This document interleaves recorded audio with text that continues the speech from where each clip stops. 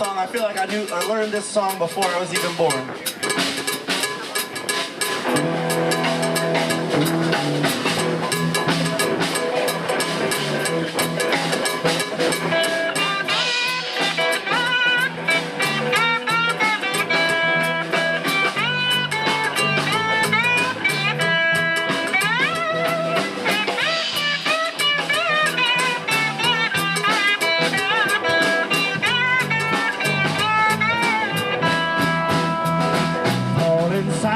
Bound in jail, got no money for their bail. Keep your eyes on the prize, hold on. Paul and Silas thought they was lost. Dungeon shook and the chains came off. Keep your eyes on the prize, hold on. Keep on clapping. Hold on, hold on, hold on. Keep those eyes. Keep your eyes on the prize, hold on.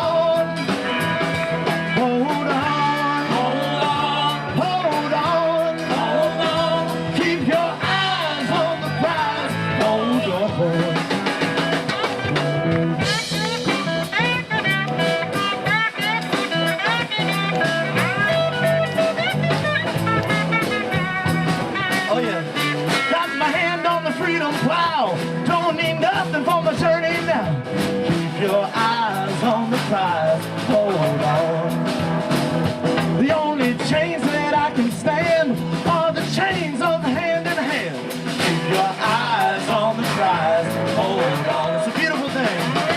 Hold on, hold on, hold on, hold on. Keep your eyes on the prize, hold on. Hold on.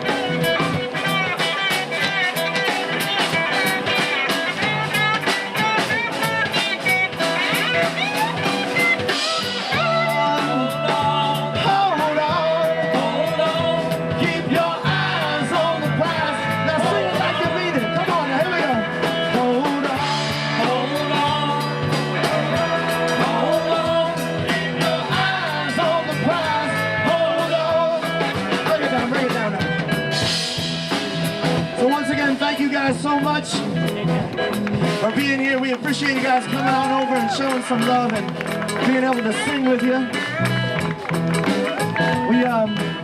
We do appreciate it. We are Melodeego. We're going to see you guys real soon. Now I think some of y'all who are from Maine and Vermont, New Hampshire can definitely relate to this last verse.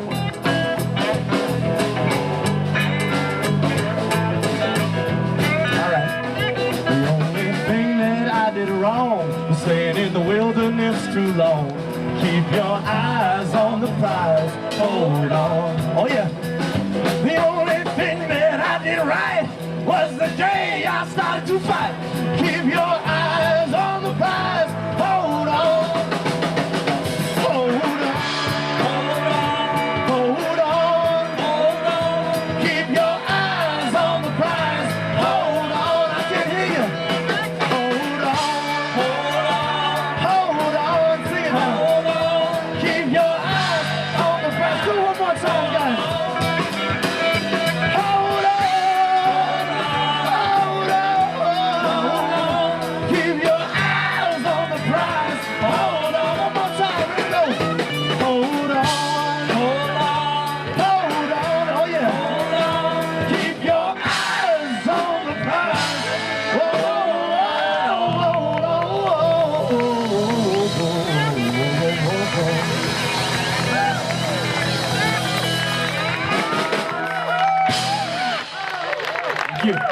Thank you very much. We'll see you guys real soon.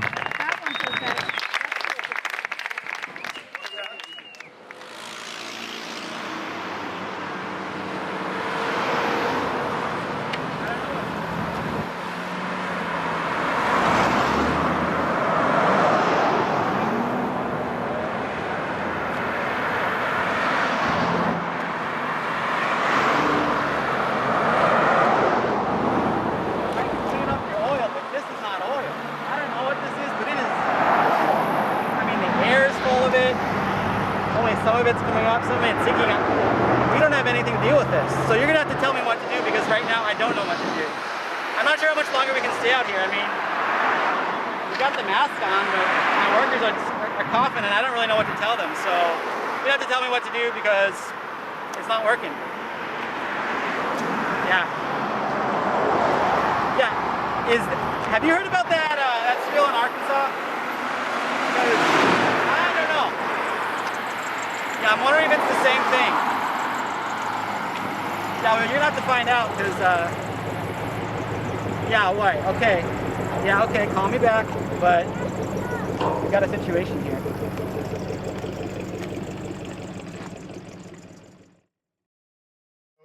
It's a gift from 350.org. She's our fossil fuel fellow this year, and we're going to have her kick off this press conference.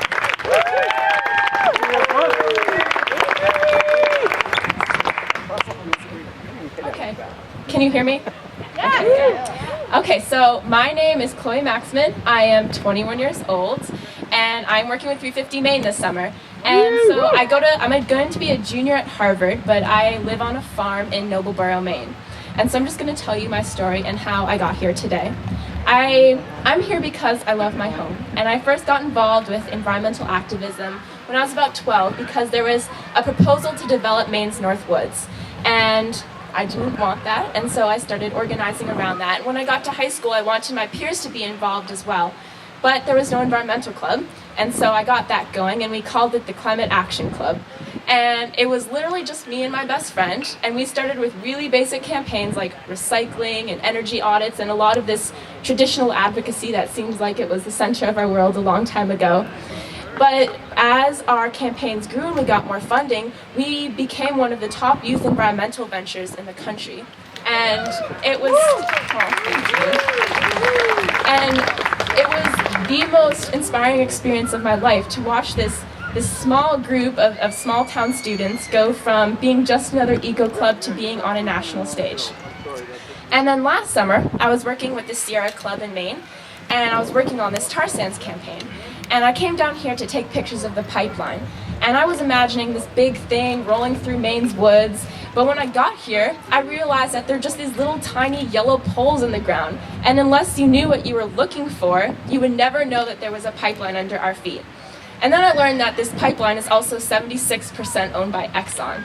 And so the fact that this pipeline is so surreptitious, and the fact that it's owned by the most profitable corporation in the history of humanity, that really scared me, and I knew that I had to take action. And so that realization came around at the same time that Bill's article came out in Rolling Stone about Do the Math, and where the idea for divestment was born.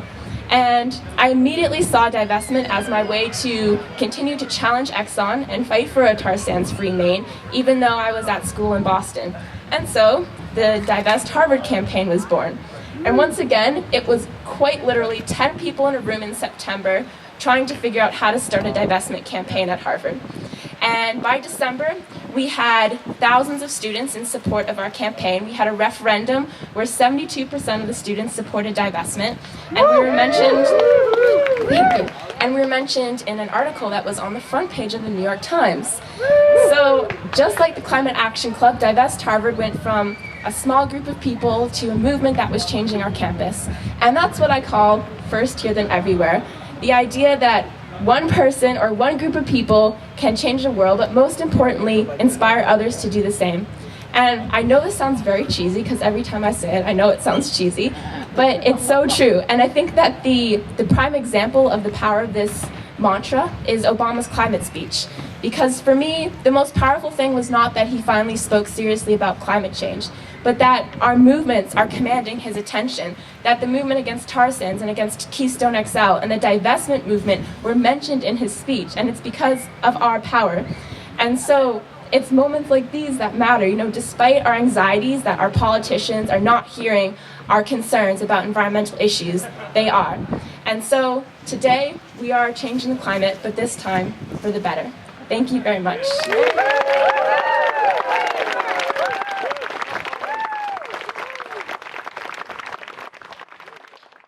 The number of things come to mind for me with our next speaker. One was having heard about him for years and having the opportunity to interview him about a year and a half ago while I was working with Occupy Maine TV. And I felt a little bit like a Bill McKibben groupie at the time, and I still do. And I'm thrilled that he's been here. He's here. He's really shown up in support of us in enormous ways. You know, I stood across from him trying to think of the smartest possible questions to ask, you know, and he kept up with everything. And I was like, well, what can we do as individuals? What one thing can we do? And, you know, I wanted to hear something that, you know, Prius, light bulbs, what, just something. And his answer was organize, organize, organize. And as far as I'm concerned, 350 Maine has been listening. And here we are today. So, Bill McKibben.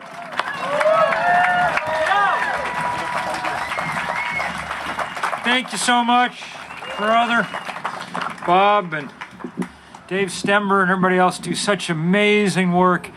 It's really fun for me to be here. I end up at a certain number of rallies and demonstrations. I think we boast at 350 that we've organized about 20,000 of them in every country except North Korea now. But there's never been one as pretty as this, I gotta say. Just in sheer aesthetic terms, it takes the cake. And you know,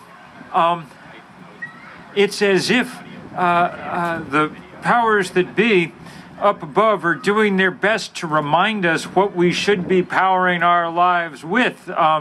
We're experiencing a kind of ongoing solar spill here today, a kind of ongoing wind spill, and it's entirely delightful, you know. It couldn't be nicer, and it's a shame that we're not putting more of it to use, and we sure could be. We know what to do. It's moving to look around the world at the few places that have started doing what they should be doing. In Germany this summer, there are days when more than half the power that the Germans use is coming from solar panels within their borders, okay? And this is Germany. I mean, Munich is north of Montreal. We could do this across this continent with such power, such ease. All it would take is standing up to the richest industry on earth and keeping them from taking us down a completely impossible path. I want to pick up where Sylvia left off and just talk for a minute about connections, you know, of all kinds. I was up in Alberta a couple of weeks ago. Our dear friends in the First Nations communities up there who we've worked very hard with over the last few years and who have really become just brothers and sisters to us, asked me if I'd come up to be in this healing walk across the tar sands.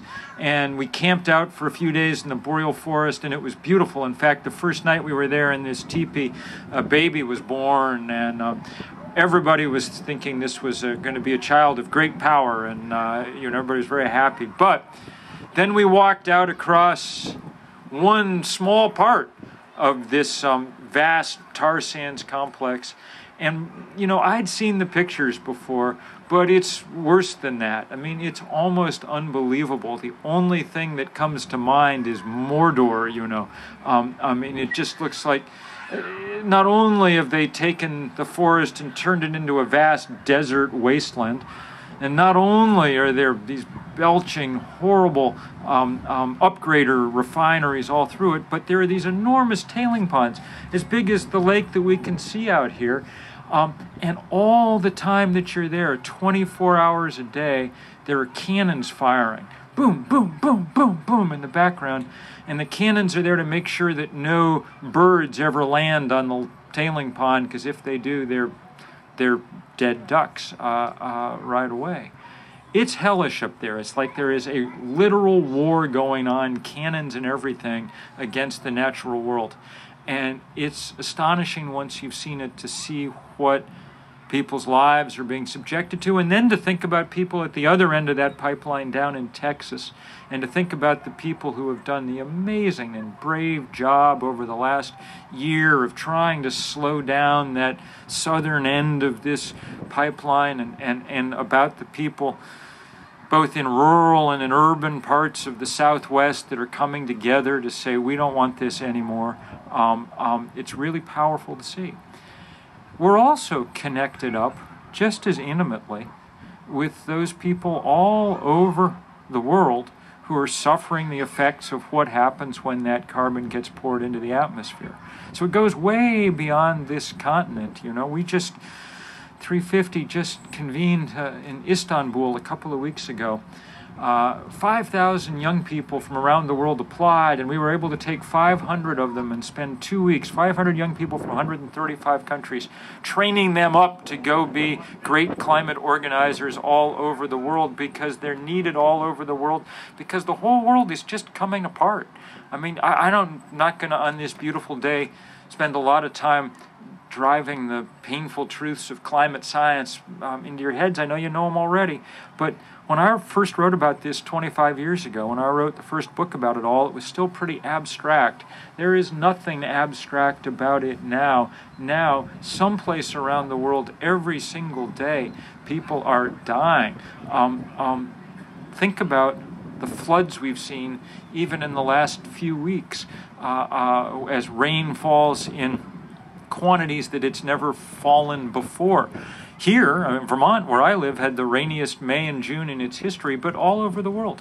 In India, in northern India, in Uttarakhand, I've just talked with our 350 India crew the other day.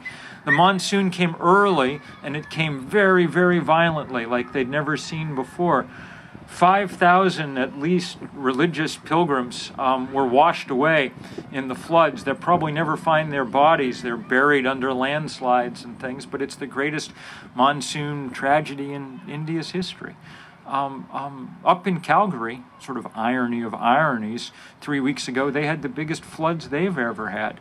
And the hockey arena there was flooded to the 10th row, and it must be said the corporate headquarters of most of the tar sands companies were underwater too, which might have been okay, but you know, a lot of other people paid the price up there for all of that. And as usual, it's poor people that, I mean, I think about Vermont when we had the floods from Hurricane Sandy. One of the things everybody, from Hurricane Irene, one of the things everybody figured out was that trailer parks are built on floodplains, you know, and that's whose homes got washed away.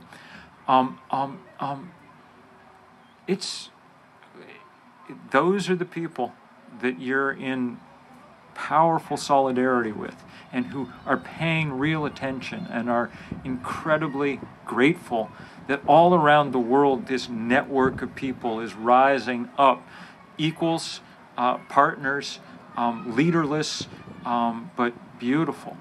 And I got to tell you the good news, which is that movement is getting stronger and stronger almost by the minute. If I'm a little groggy, it's because I came in yesterday, I got into Portland about 2:30 this morning from Moab, Utah, where our friends at Rising Tide and 350 Utah and Peaceful Uprising and things were getting ready for the big fight against the first tar sands mine in the United States up on the Colorado Plateau, and they are organized like crazy. They're having an action camp next week as part of this summer heat stuff. It was beautiful to see. And the night before that, I was on the Columbia River in Vancouver, Washington, where people are fighting, all along the Pacific Northwest. They're trying to build ports to take coal and liquefied natural gas and oil out of the center of the North American continent and ship it overseas. And they're determined to make it the dirty energy corridor to keep corporate profits rolling strong. Many, many, many people are determined to make it the choke point that keeps that coal and oil and gas underground where it needs to stay. If they can't get it out to market, no bank's going to give them the money to build the damn stuff. And so that's why people are doing such brave work. They're going to jail and everything else to make sure that stuff never gets built. The day before that, I was in a place kind of like this, on the Mackinac Strait, between Lake Huron and Lake Michigan, the longest suspension bridge in the world, I think. But underneath that suspension bridge, something that people had forgotten about for a long time, a 60-year-old pipeline running underneath the center of the Great Lakes, and a pipeline that, yes, they're determined to start pumping tar sands oil through now. It's as crazy there as it is here. Think about how insane it is to take a risk with something like this lake and this water supply. Think how crazy it is to figure out to take a risk with managing to simultaneously wreck Lake Huron and Lake Michigan at the same time. All of this is crazy, and the good news is that I think we're going to stop a hell of a lot of it. I don't know whether we can stop climate change. We've waited a long time to get started, but I am absolutely certain that we can stop an awful lot of this insanity. There is a movement rising, a fossil fuel resistance, and it is a beautiful thing in large part because it has no leaders. It has no Martin Luther King or whatever, and it doesn't need one because we're in a different time now. I think the image to have in all of our heads is what we want our energy grid to look like. You know, instead of a few centralized big power plants, we want 1 million solar panels on 1 million rooftops all interconnected. And instead of a few huge environmental organizations and a few, leaders and things like that, what we want is an interconnected resistance that really, really works. And that goes from people who are doing things that seem, confrontational and whatever, like sitting in the trees in Texas, that go from that all the way to people, Citizens Climate Lobby, busy writing letters to the editor all over the country because that's sort of where they're comfortable. And sometimes people can switch in those roles back and forth, and we can all take part in different parts of it, and we're all part of this large thing that's emerging. A large thing that's emerging that wasn't there a few years ago, and that should scare the hell out of the fossil fuel industry. They have had a free ride for a long time, and they have all the money that there is, for all intents and purposes. They have more money than God, But at a certain point, money doesn't work quite as well if we figure out other currencies to use. And the currencies that we've got to use are the currencies of movements, passion and spirit and creativity, and sometimes we've got to spend our bodies. And we can see it starting to work, We look down at the Keystone Pipeline, and we look at people fighting hard in Texas and Oklahoma, and then we look at people fighting hard in Washington and in Nebraska, and all over the country. When we started in on this 2 years ago, everybody said, don't even bother, this is a done deal. No one's ever stopped anything like this. They took a poll of energy insiders, the National Journal did, and 97% said that TransCanada would have their permit to cross the border by the end of 2011. They've built too much of it down south, but they haven't ever gotten their permit to cross the border, and there isn't new tar sands oil coming in from Canada that way, and that's because 1,250-some people went to jail, and because 15,000 people circled the White House, and because 50,000 people descended on D.C. in a cold day this February. I know a bunch of you were there. And that's power rising up. And I got to say, it just makes me happy as heck to think of all those big piles of pipe sitting rusting in staging yards across the upper Midwest because they don't have their permit yet, and they may not get it. I don't know. I do know absolutely for certain that no one's going to put tar sands oil through New England because of the work that you guys have done. I don't have any doubt in my mind at all. We keep organizing like this fight, we will definitely win. They're having a hard time putting it through Texas and Nebraska and whatever. If they're having a hard time doing that, they are not getting it through Vermont and Maine. I mean, there is just no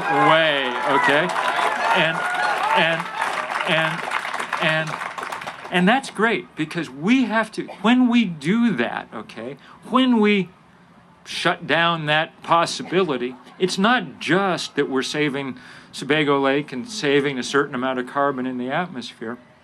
It's that we're making it much harder for them to do their work in general. Because when, they're trying to triple the size of production up in the tar sands in Canada, they have vast plans for expansion. But when the banks that are going to lend the money to do that look at it, one of the things they see is, you know what? It's taken you 2 or 3 years longer than you thought to even build this Keystone thing, and maybe it's not going to happen. And the carrying costs on that, they're adding up into the hundreds of millions of dollars now. And they look at things like this and say, how are you going to get this stuff out to market someplace? They're not going to let you take it across New England. People in British Columbia just blocked the Gateway pipeline to the Pacific. We got to hold the line for a few more years. And when those few years are up, the world will have realized that we're no longer going to do this stuff. It's not us that are in the last desperate cliffhanging battle. It's them that are in the last moments of their power, okay? Before they are overwhelmed by sun and wind and common sense. And it's going to be a fight to see how much, we're obviously going to we've already taken tremendous hit to the planet's climate. It was not a good sign last summer when the Arctic melted. We've taken one of the 5 or 6 biggest physical features on Earth and we've broken it, And we look out, to the Atlantic here and realize that, like all oceans on Earth, it's already 30% more acidic than it was 40 years ago. We've taken hits, but we are now fighting back. I don't know exactly how it's going to come out, but I know that the fight is on. And as a New Englander, I'm off to D.C. in a day or two to meet hundreds of grandparents who are marching from Camp David to the White House in this incredible heat, and then on to Ohio where they're working on fracking, stopping fracking, and then on to Richmond, California, where they're trying to stand up to the Chevron refinery built in the middle of this city, and things. But my heart's always in New England. This is where I grew up and where I love, and it is such a pleasure to know that New England is in good hands and well defended by all of you. You couldn't be doing a more important thing for the planet or all sorts of other people on it. Thank you guys so much.